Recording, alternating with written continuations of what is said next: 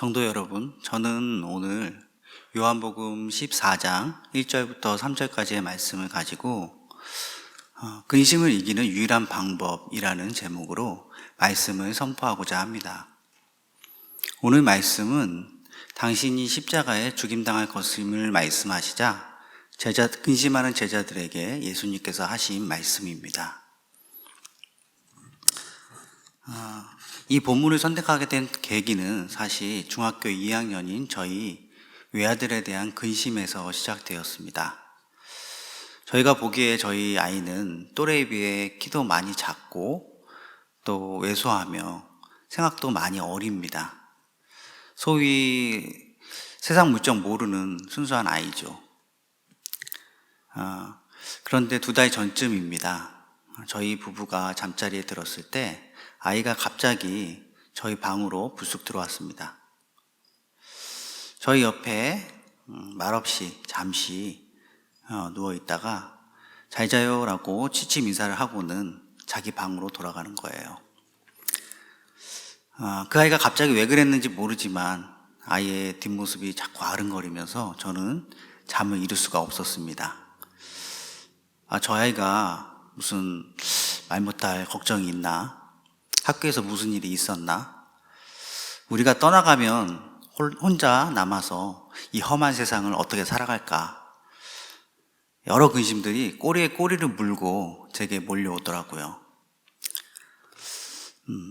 나름 한 30년 가까이 신앙생활을 하며 믿음 가운데 산다고 살아왔는데 내가 왜 이러지? 왜 이렇게 믿음 없이 근심을 하나? 별의별 생각이 다 들었습니다. 그러던 중에 오늘 본문 말씀이 떠올랐습니다. 요한복음 14장의 이 말씀은 고린도전서 15장과 데살로니가 전서 4장의 말씀과 같이 환난전 휴거의 복된 소망에 관한 말씀입니다. 오늘 본문을 통해 여러분들도 저와 같은 상황 속에서 근심이 아니라 우리가 익히 알고 있는 환난전 휴거를 통한 그런 복된 소망으로 함께 나아가고자 말씀을 전하겠습니다. 근심은 사전적 의미가 해결되지 않은 일 때문에 속을 태우거나 우울해하는 것을 뜻하는 순우리 말입니다. 비슷한 말로 걱정, 염려, 두려움 등이 있습니다. 우리 킹제임스 영어 성경에서는 본문 1절에 너희는 마음에 근심하지 말라는 말씀을 Let not your heart be troubled 라고 표현하고 있습니다. 내 마음을 괴롭게 하지 말라는 뜻이죠. 종합해 보면 근심이란 내가 해결하지 못하는 일로 나의 마음을 괴롭히는 것을 뜻한다고 할 수 있습니다. 만일 누군가가 그 일을 해결해 주면 근심은 사라지게 되겠죠. 근심의 이러한 의미를 알고 먼저 말씀의 배경을 살펴보겠습니다. 말라기 대언자 이후로 약 400년간 이스라엘에게는 하나님의 말씀이 임하지 않는 침묵의 기간이었습니다. 하나님의 말씀이 없는 이스라엘은 점차 힘을 잃게 되었고 페르시아를 거쳐 그리스와 같은 열강들의 지배를 받아야 했습니다. 비록 마카비 반란과 같이 정치적 독립을 꾀하기도 했지만 모두 실패하게 되죠. 그리고 예수님이 오실 당시엔 막강한 제국 로마의 압제하에서 물질적, 정치적, 영적으로 피폐하기 그지 없었습니다.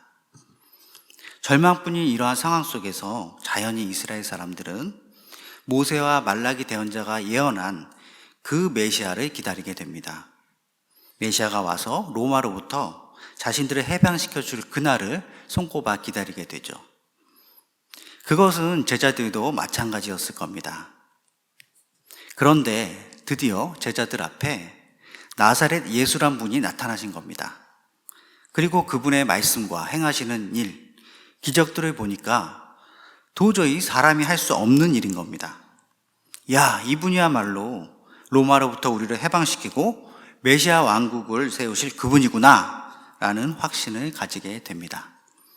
그리고 만사 제껴놓고 예수님을 따르게 되죠. 그런데 3년 반의 공생의 기간이 끝나갈 무렵 예수님은 제자들에게 뜻밖의 말씀을 하시는 거예요.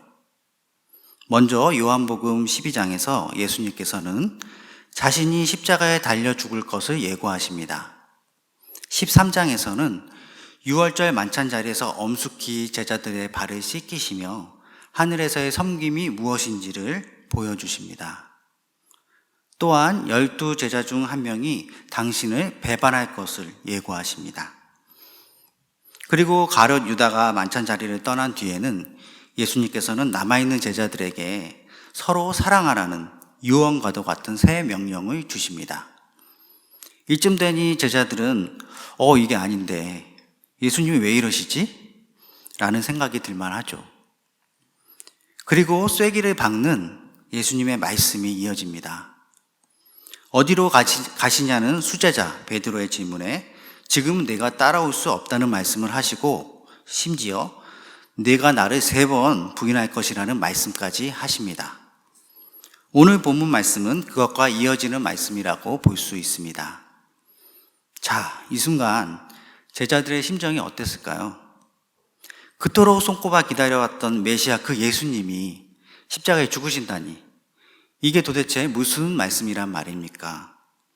그동안 직장도 버리고 가족도 버리고 오직 주님만을 따랐는데 그동안의 노력과 메시아 왕국의 소망이 하루아침에 물거품처럼 사라질 위기에 처한 거죠. 게다가 3년 반의 공생의 기간 동안 동고동락하며 의지하고 사랑했던 그 예수님을 다시는 볼 수 없게 된 거죠. 제자들의 생각에는 이건 결코 있을 수도 없고 있어서도 안 되는 일이기 때문에 도무지 그 상황을 이해할 수 없었습니다. 정말로 눈앞이 캄캄했을 겁니다. 제자들의 근심이 어땠을지 짐작이 가시죠? 우리 예수님은 제자들의 근심을 너무도 잘 알고 계셨기 때문에 오늘 본문 말씀을 통해 제자들을 위로하시고 오히려 소망으로 나아갈 것을 말씀하십니다. 본론의 말씀으로 들어가기 전에 이해를 돕기 위해 당시 유대인들의 결혼 풍습을 간략히 살펴보겠습니다. 당시 유대인들은 결혼의 첫 단계로 신랑이 신부의 아버지와 계약을 하고 지참금을 내므로써 정혼을 맺게 되는데, 이때부터 처녀와 총각은 법적으로 아내와 남편으로 간주되었습니다. 신랑과 신부는 잔에 담긴 포도즙을 함께 마심으로써 결혼 계약의 확립을 상징적으로 나타나게 됩니다. 그리고 나서 신랑은 신부를 위한 처소를 마련하기 위해 아버지 집으로 돌아가게 되죠. 신랑이 아버지 집에 붙여서 신혼살림을 위한 처소를 마련하고 신부를 데리러 다시 올 때까지 보통은 1년여의 긴 기간이 걸렸습니다. 그리고 그날은 오직 신부의 아버지가 결정하였기 때문에 그 누구도 알 수가 없었죠. 신부는 그때까지 신혼살림을 꿈꾸고 준비하며 이제나 저제나 언제 올지 모를 신랑을 기다리게 되죠. 그리고 마침내 커다란 외침소리와 함께 신랑이 오면 신부는 친구들과 함께 신랑을 맞이하고 신랑과 동행자들은 신부와 신부의 친구들과 함께 신랑의 아버지의 집으로 돌아가게 됩니다. 그리고 거기서 7일간의 혼인잔치가 열리게 되죠. 이것이 당시 유대인들의 결혼 풍습이었습니다. 본문 1절에서 예수님은 제자들에게 근심하지 말 것을 명령하시고 2절과 3절에서 그 이유를 구체적으로 설명하시는데, 신랑 되시는 예수님과 신부인 교회의 천국 혼인잔치를 유대인들의 결혼 풍습에 비유하여 제자들에게 설명하십니다. 먼저 1절을 보겠습니다. 너희는 마음에 근심하지 말라. 하나님을 믿고 또한 나를 믿으라. 근심하는 제자들을 향하여 예수님께서는 근심하지 말고 나를 믿으라고 하십니다. 하나님을 믿고 또한 나를 믿으라는 말씀은 즉 하나님인 나를 믿으라는 말씀입니다. 같은 장 9절에서 하나님을 보여달라는 빌립에게 예수님께서는 나를 본 자는 아버지를 보았거늘 어찌하여 아버지를 보여달라느냐 하시며 그를 책망하십니다. 그리고 11절에 내가 아버지 안에 있고 아버지께서 내 안에 계신 것을 믿으라고 하시죠. 잠깐 중학교 시절로 돌아가서 수학 과목에 집합에 관한 기초적인 내용을 기억해 볼까요? A 집합이 B 집합에 포함되고 동시에 B 집합이 A 집합에 포함되려면 어떻게 그려야 할까요? 네, A 집합과 B 집합은 정확히 일치하여야 합니다. 우리가 믿는 예수님은 하늘에 계신 하나님이 성육신하여 이 땅에 오신 바로 그 하나님, 히브리서 1장 3절에서 말하는 하나님의 영광의 광채시요 그분 자체의 정확한 형상이신 겁니다. 예수님이 하나님이시라는 사실이 받아들여질 때 이후에 천국 혼인잔치에 대한 말씀도 받아들여질 수 있습니다. 온 우주와 세상을 창조하시고 주관하시는 하나님, 그분 외에 우리가 정말로 믿을 수 있는 분은 없기 때문이죠. 마태복음 14장에서 바다 위로 걸어오신 예수님 사건을 함께 떠올려 볼까요? 한밤중에 제자들은 풍랑으로 요동치는 배 안에 위태롭게 있었습니다. 그때 예수님이 바다 위를 걸어오시고 겁에 질려있던 제자들은 예수님을 확인한 후에 안심하게 되죠. 그리고 베드로는 걸어오라는 주님의 말씀을 믿고 자신도 물 위를 걸어가는 놀라운 체험을 하게 됩니다. 그러나 결국 어떻게 되었죠? 예수님만을 바라보면서 물 위를 걸어가던 베드로가 주변에 사나운 풍랑으로 시선을 돌리는 그 순간 두려움이 몰려왔고 결국은 물에 빠지게 됩니다. 그 순간 베드로의 믿음의 대상은 예수님이 아니라, 예수님의 말씀이 아니라 어부인 자신이 갖고 있던 세상 지식이 되어버린 것이죠. 우리 또한 마찬가지입니다. 우리 믿음의 대상이 예수님이 아닌 다른 것이 될 때 근심이라는 바다로 빠져들게 될 것입니다. 하나님이신 예수님께 늘 우리의 시선을 고정하고 그분의 말씀을 믿는 저와 여러분이 되기를 소망합니다. 다행히 예수님이 행하신 기적들을 보아온 제자들도 하나님이신 예수님을 믿어야 한다는 이 말씀은 이해할 수 있었을 겁니다. 가나의 혼인잔치에서 물로 포도즙을 만든 사건을 시작으로 병자들을 고치시고 자연을 다스리시며 심지어 죽은 자를 살리시는 예수님의 기적들을 직접 목격한 제자들이 예수님이 하나님이시라는 그 사실을 믿기 어렵진 않았겠죠. 그런데 2절부터의 말씀은 제자들의 예상과는 달랐고 이해하기도 어려웠습니다.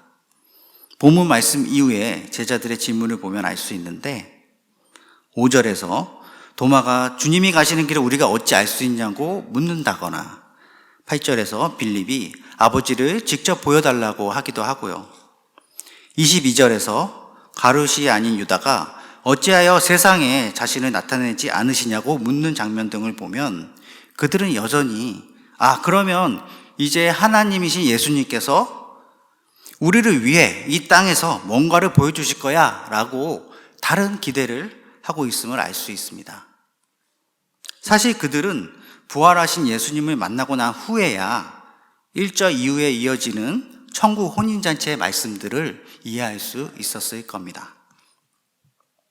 그렇다면 도대체 왜 예수님은 근심하는 제자들에게 이해하기 어려운 천국의 혼인잔치를 말씀하신 걸까요? 생각해 보세요. 제자들이 세상에서 살아가는 동안 근심거리들은 끊임없이 계속해서 일어날 겁니다. 예수님이 떠나신 후에는 더욱더 그러할 겁니다. 그때마다 예수님께서 일일이 문제들을 해결해 주실 수는 없습니다. 예수님께서는 세상에서의 기쁨과는 아예 차원이 다른 진정한 기쁨을 알려주심으로써 제자들의 근심을 없애주시고자 하십니다. 우리가 주사 맞은 부위를 손으로 문질러 주거나 어머니가 우리 아픈 배를 쓰다듬어 주시면 통증이 사라지는 것들 다들 경험해 보셨죠? 이 현상을 신경생리학적으로 간략히 설명하면 뇌로 들어가는 가느다란 통증의 신경줄기를 감촉을 느끼는 더욱더 엄청 굵은 신경줄기로 확 덮어버리는 현상입니다. 예수님은 흡사 이런 방법으로 제자들의 근심을 다스리려고 말씀하시는 겁니다. 그러면 우리의 근심을 덮어버릴 천국 혼인잔치에 대해 살펴볼까요? 예수님은 우선 우리의 처소가 하늘에 있다고 말씀하십니다. 2절 말씀을 보겠습니다. 내 아버지 집에 거할 것이 많도다. 그렇지 않으면 내가 너희에게 말해 주었으리라. 여기서 거할 곳의 원래 뜻은 거처, 방을 의미하는데 영어로는 맨션, 그것도 복수형인 맨션스가 쓰이고 있습니다. 이것은 추상적인 공간이 아닌 신령한 몸을 입고 부활한 우리가 직접 거하는 실제적인 공간을 의미합니다. 그런데 이 말씀에서 예수님의 주된 관심은 아버지 집에 거할 곳이 있다는 사실이 아니라 그 수가 많다는 데 있습니다. 우리 집이 없을까봐 걱정할 필요가 없다는 것이죠. 집이 모자라서 못 들어갈까봐 두려워할 필요가 없다는 겁니다. 신부가 신랑과 정혼했을 때 이미 신혼집은 정해져 있는 겁니다. 우리의 처소 또한 이미 하늘 아버지 집에 정해져 있습니다. 우리는 예수님이 이미 지불하신 지참금, 즉 십자가의 피를 믿음으로써 이미 구원받았습니다. 예수님의 예비하시는 일만이 남았을 뿐 그곳에 들어가기 위해서 믿음 외에 우리가 더할 행위는 아무것도 없습니다.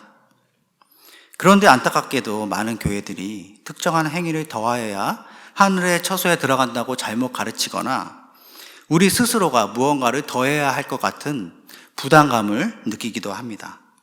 지금 이 순간부터는 예수님을 믿기만 하면 하늘 아버지 집에 우리의 처소가 확실히 준비되어 있다는 그 사실을 믿으시기 바랍니다.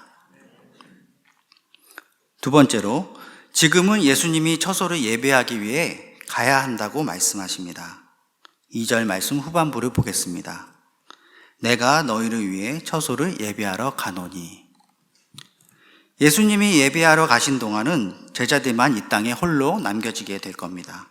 그래서 외로워질 것이고 어쩌면 예수님 없이 더 많은 고난도 맞이해야 할 것입니다. 예수님이 이 땅에 함께 계심으로 인해 누릴 안녕과 이루고 싶었던 모든 것들도 사라지게 되겠죠. 이러한 근심으로 인해 베드로는 마태복음 16장 22절에서 그런 예수님을 붙잡고 꾸짖기까지 했습니다. 그러나 우리의 처소를 예배하시기 위해서는 예수님이 반드시 가셔야 합니다. 예수님께는 영광스러운 십자가의 그 길을 막고자 하는 것은 오히려 사탄의 일이었습니다. 그렇기에 예수님은 베드로를 향하여 사탄아, 너는 내 뒤로 물러가라 라고 말씀하시죠. 신랑이 신혼집을 예배하기 위해서는 신부를 떠나 아버지 집으로 가야만 하는 것입니다. 창세기 37장에서 야곱은 그토록 사랑하는 아들 요셉과 헤어지게 됩니다. 심지어 후에는 베냐민마저 떠나보내야 했죠. 그렇지만 그것은 다시 만남과 인류 구원을 향한 하나님의 크신 섭리 하에서 있었습니다. 우리도 사랑하는 사람과의 이별은 무엇보다 근심이 됩니다. 그러나 믿는 우리에게는 더 나은 만남을 위한 하나님의 섭리 가운데서 일어나는 일임을 믿어야 합니다. 세 번째로 예수님께서는 다시 돌아오신다고 말씀하십니다. 3절에 내가 다시 와서 너희를 내게로 받아들여. 요한복음 11장에서 예수님은 나사로가 병들었다는 것을 들으시고 제자들에게 우리가 다시 유대로 돌아가자고 말씀하십니다. 그리고 이틀을 더 기다리신 후에야 사람들이 이미 포기하고 절망했을 때 비로소 유다로 다시 오셔서 슬픔에 빠진 누이 마르다에게 부활에 관한 위대한 말씀을 하십니다. 나는 부활이요 생명이니 나를 믿는 자는 죽어도 살겠고 누구든지 살아서 나를 믿는 자는 결코 죽지 아니하리라. 이것을 내가 믿느냐. 그리고 나서 나사로야 라는 부르심과 함께 죽은 지 나흘이 된 나사로를 살리십니다. 예수님은 제자들에게도 다시 오시겠다고 말씀하십니다. 다시 오셔서 나사로와 같이 제자들의 이름을 부를 때 죽은 자든 살아있는 자든 믿음 안에 있는 자들은 모두 공중으로 휴거되어 주님을 만나게 될 것입니다. 주께서 호령과 천사장의 음성과 하나님의 나팔소리와 함께 친히 하늘로부터 내려오시리니 그리스도 안에서 죽은 자들이 먼저 일어나고 그 뒤에 살아서 남아있는 우리가 그들과 함께 구름들 속으로 채어 올라가 공중에서 주를 만나리라. 그리하여 우리가 항상 주와 함께 있으리라. 데살로니가 전서 4장 16절 17절 말씀처럼 말이죠. 이것은 인류가 지금까지 경험해 보지 못한 너무나도 장엄하고 압도적인 기적이 될 것입니다. 그런데 안타깝게도 믿음이 연약한 우리는 기다리지 못할 때가 많은 것 같아요. 출애굽기 32장에서 출애굽한 이스라엘 백성을 볼까요? 율법을 받기 위해 시내산으로 올라간 모세가 내려오는 것이 늦어지게 되죠. 그러자 이스라엘 백성이 어떻게 합니까? 다시 내려올 모세를 기다리지 못하고 두려움에 빠진 나머지 금송아지를 만들고 우상숭배에 빠지는 잘못을 저지릅니다. 전장에 나간 이스라엘의 왕 사울은 어땠죠? 사무엘기상 13장에서 사무엘이 지정한 이래가 지나도 그가 전장에 오지 않죠. 그러자 사울은 더 이상 사무엘을 기다리지 못하고 두려움에 빠진 나머지 자신이 직접 불법으로 희생물을 드리는 잘못된 선택을 하고 맙니다. 우리는 그러한 잘못을 저지르지 말아야겠습니다. 예수님께서는 아버지가 정하신 때에 우리를 데리러 반드시 다시 오십니다. 우리도 그날이 언제인지는 알 수 없지만 신랑을 기다리는 신부의 자세로 반드시 다시 오실 예수님을 예비하여야 하겠습니다. 마지막 네 번째로 그곳은 내가 있는 곳이라고 말씀하십니다. 3절에 내가 있는 곳, 거기에 너희도 있게 하리라. 마태복음 17장에서 생명의 길이신 예수님께서는 3명의 제자들을 데리고 변화산에 올라가세요. 그곳에서 제자들이 무엇을 보았죠?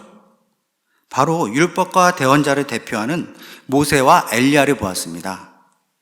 그리고 무엇보다도 그들 가운데 광채로 빛나는 예수님이 계신 것을 보았습니다. 하나님인 예수님이 바로 그곳에 계신 겁니다. 죽었다고 생각했던 두 믿음의 조상들이 예수님과 교제를 나누는 모습이 너무나도 황홀했기 때문에 베드로는 장막이라도 짓고 그곳에서 함께 살고 싶다고 합니다. 비록 그분들이 나누었던 대화는 예수님의 죽음과 관련된 무거운 내용이었지만 그곳의 영광스러운 모습을 보는 것만으로도 베드로는 그가 가지고 있던 모든 근심 걱정이 사라진 겁니다. 생각해 보세요. 그곳에서는 우리가 믿음 안에서 사랑했던 사람들도 모두 만날 겁니다. 그리고 예수님과 함께 더불어 교제하겠죠. 먼저 떠나보낸 사람들이 그리워서 종종 사진이나 동영상을 꺼내볼 때가 있으시죠? 하지만 그것이 진정 남은 자들을 위로해 주지는 못합니다. 교감이 없는 일방적인 접촉이기 때문에 그리움만 쌓일 뿐이죠. 그러나 예수님이 계신 그곳에서 직접 다시 만나 교제하면 기쁨이 넘치고 모든 근심이 사라질 것입니다. 그렇기에 예수님께서도 제자들에게 서로 사랑하라고 말씀하신 겁니다. 이 땅에서 서로 사랑한 만큼 그곳에서 다시 만났을 때 그 기쁨 또한 비례해서 커질 것입니다. 우리가 교회 안에서 직접 모이기를 힘쓰고 함께 교제해야 하는 이유가 또한 이것이기도 합니다. 그런데 3절 말씀을 다시 한번 주의해서 보십시오. 2000년 전에는 우리가 있는 곳에 예수님이 오셔서 거하셨지만 이번에는 내가 있는 곳, 즉 예수님이 거하시는 곳에 우리가 가서 거하게 됩니다. 그렇기 때문에 본질적으로 그곳은 차원이 다른 곳입니다. 요한계시록 21장 4절에서 말하는 다시는 사망이 없고 슬픔도 울부짖음도 없는 곳, 기쁨만이 충만한 곳, 그곳이 바로 우리 예수님이 계신 장소입니다. 시편 23편 많이들 좋아하시죠? 다 같이 한번 말씀을 펴볼까요?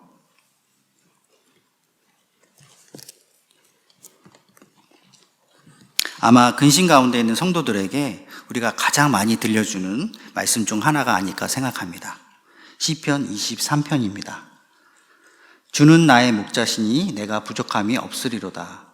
그분께서 나를 푸른 초장에 누이시며 잔잔한 물가로 인도하시고 내 혼을 회복시키시며 자신의 이름을 위해 의의 행로들로 나를 인도하시는도다.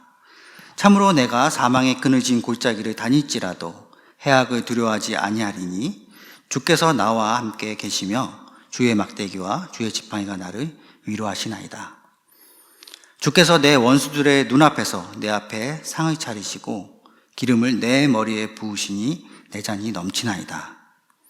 내 평생의 선하심과 긍휼이 정녕 나를 따르리니 내가 주의 집에 영원히 거하리로다. 4절 말씀과 같이 주님은 우리가 이 땅에서 사망의 그늘진 골짜기와 같은 고난의 길을 가지 않도록 막아주시겠다고는 말씀하시지 않습니다. 그러나 시편 기자는 두려워하지 않습니다. 왜죠? 6절 말씀처럼 궁극적으로 내가 주의 집에 영원히 거할 것을 소망하기 때문입니다. 신랑을 기다리는 신부는 친정집에서의 희노애락이 아니라 신랑집에서의 새로운 삶을 생각하며 살아가는 것입니다. 우리도 이 땅의 삶의 근심에 얽매이지 말고 예수님과의 복된 천국의 삶을 바라봐야 하겠습니다. 야구 좋아들 하시나요? 얼마 전 올해의 최종 우승팀을 가리는 한국 시리즈 경기가 있었습니다. 6차전까지 가는 매 경기가 역전에 역전을 거듭하는 접전이었죠. 제가 시간이 되는 날에는 아들과 함께 생중계를 받고, 그렇지 못하면 나중에 하이라이트를 봤습니다. 생중계를 볼 때 우리가 응원하는 팀이 지고 있거나 역전당하면 저와 아들은 그야말로 근심 가득 조마조마하게 경기를 바라봐야 했습니다. 그런데 역전승의 결과를 미리 알고 하이라이트를 볼 때면 아무리 지고 있어도 걱정이 없는 겁니다. 결국 이긴다는 결과를 저는 알고 있으니까요. 마찬가지입니다. 지금 누군가를 떠나보내며 근심하시나요? 누군가에게 화해하지 못한 죄로 자책하시나요? 누군가를 사랑하는 것조차 두려우신가요? 저처럼 자녀의 험난한 앞날이 걱정되시나요? 우리가 천국 혼인잔치에서 다시 만나면 그걸로 끝나는 겁니다. 제 아들이 남겨진 세상을 얼마나 힘들게 살아갈지 알 수는 없지만, 제가 아이가 힘들 때마다 일일이 해결해 줄 수는 없지만, 천국에서 다시 만나면 그걸로 끝인 겁니다. 다 해결되는 것입니다. 우리에게는 9회 말 역전 홈런이 보장되어 있다는 사실을 잊지 마십시오. 이제까지의 말씀을 정리해 보겠습니다. 오늘 우리는 본문 말씀을 통하여 이 땅에서 근심하지 말고 하나님이신 예수님을 믿어야 함을 보았습니다. 그리고 그분을 믿는 우리에게는 부활과 환난적 휴거를 통한 천국 혼인잔치가 예비되어 있음도 알았습니다. 그것은 이 땅에서 경험하지 못한 너무나도 장엄하고 웅장한 영광스러운 일이기에 우리의 세상 근심을 묻어버리고도 남음을 깨달았습니다. 여러분, 우리의 근심을 이기는 유일한 방법이 부활과 휴거의 복된 소망이라는 사실을 믿으십니까? 자, 그러면 우리 공동체에서 이러한 사실을 실제적으로 어떻게 적용해야 할까요? 제가 겪은 일을 통해 말씀해 볼까 합니다. 지난주 일입니다. 저는 직업이 혈액투석 환자들을 돌보는 일인지라 그날도 여느 때처럼 인공신장실 회진을 하고 있었습니다. 그런데 60대 여성 환자분의 병상으로 갈 때 간호사가 원장님, 오늘 아무개님 손 좀 꼭 잡아주셔야겠어요. 환자분이 내일 난소암 수술을 받으러 가는데 원장님이 꼭 손 좀 잡아달라세요 라고 말하는 거예요. 제가 그래요 하고 환자분 이름을 부르며 환자에게 다가가자 그분은 제 얼굴을 보자마자 바로 울먹이며 선생님 저 괜찮겠죠? 라고 묻는 겁니다. 저는 그분의 손을 꼭 잡아드리며 다 잘 될 겁니다 라고 위로해 드렸습니다. 그 순간 정말 기도가 되더라고요. 다행히 환자분은 고맙다며 안정을 찾았고 제가 그 자리를 떴을 때 간호사가 저에게 말하는 거예요. 아무개님 오늘 아침에 병원에 들어오실 때만 해도 정말 밝은 표정이셨거든요. 그런데 갑자기 원장님 뵙고 저렇게 우시네요. 아무리 밝은 표정을 가졌더라도 사람이라면 누구나 마음 한켠엔 근심이 있을 수밖에 없는 거 다들 아시죠? 그런데 제가 환자분의 손을 잡고 위로해주는 그 순간 놀라운 일이 일어났습니다. 바로 그 순간 저 또한 그분으로부터, 즉 의사인 제가 환자로부터 위로를 받고 있었던 겁니다. 환자를 보다 보면 언제 일어날지 모르는 위급한 사고에 대한 막연한 두려움이 많습니다. 또 저희 병원이 이제 막 이전했는데 환자들이 오지 않으면 어쩌나 하는 걱정도 있었고요. 저를 둘러싸고 있던 이런 근심들이 그 순간 싹 사라지는 겁니다. 아, 그렇지. 내가 여기 서 있는 이유가 바로 이거지 하는 마음이 들면서 그 순간 환자의 손이 제 마음을 터치하며 저를 위로하고 있었던 겁니다. 다 같이 데살로니가 전서 4장 16절 17절 말씀을 펴서 다시 한번 읽어볼까요?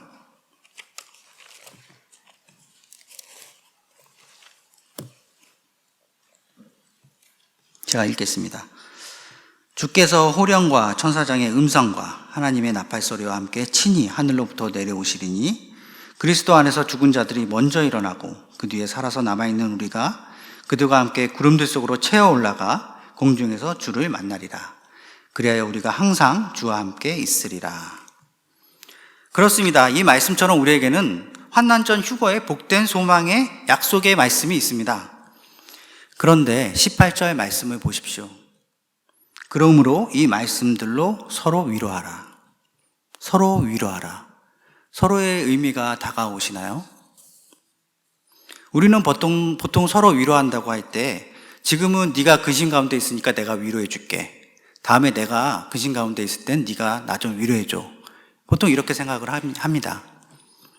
하지만 여기서 서로의 본질적인 의미는 교대로 하는 것이 아니라 우리가 누군가를 위로하는 그 순간 양쪽 모두에게 동시에 일어난다는 것입니다. 제가 환자분에게 경험했던 것처럼 말이죠. 그런 의미에서 우리는 부활과 휴거, 천국 혼인잔치의 소망을 가지고 적극적으로 서로 위로해야 합니다. 누군가를 적극적으로 위로해 줘야 하고 또 위로를 청하는 것을 부끄러워하거나 주저해서도 안 됩니다. 위로는 일방적인 것이 아니니까요. 신약 성경을 보면 서로란 말로 우리가 실천해야 할 것들이 몇 가지 더 나오는데 그 중에 가장 많이 언급되는 것이 무엇인지 혹시 아시나요? 네, 서로 사랑하라입니다. 무려 14번이 나옵니다. 왜 예수님이 제자들을 떠나시기 전에 서로 사랑하라는 새 명령을 주셨는지 이해가 되시죠? 남아있는 우리들이 서로 사랑하고 위로할 때, 그럴 때 우리의 근심도 사라질 것입니다. 이것이 남겨진 제자들에게 예수님께서 천국 혼인잔치를 설명하시며 진정 바라셨던 모습이 아닐까요? 결론의 말씀을 드리겠습니다. 어쩌면 제가 가졌던 아이에 대한 근심은 다른 분들에 비하면 아주 작은 근심일 수도 있습니다. 여기에 오신 분들 중에는 정말로 감당하기 어려운 그러한 근심을 가지신 분도 있을지 모릅니다. 우리를 얽어매는 근심이 밀려올 때 예수님께서 하신 말씀, 즉 부활과 환난전 휴거를 통한 천국 혼인잔치, 이 복된 약속의 말씀들을 믿음으로 붙드십시오. 그러면 그 최종적인 복된 소망의 거대한 물결이 우리의 근심들을 덮어버릴 겁니다. 그리고 예수님이 주신 새로운 명령을 지키십시오. 이 복된 소망을 붙들고 우리 사랑 침례교회 성도들이 서로 뜨겁게 사랑하고 서로의 근심을 위로하는 가운데 주님을 기다릴 때 우리 예수님께서는 더욱 기쁜 마음으로 반드시 저희를 부르러 오실 것입니다. 너희는 마음에 근심하지 말라. 하나님을 믿고 또한 나를 믿으라. 아멘.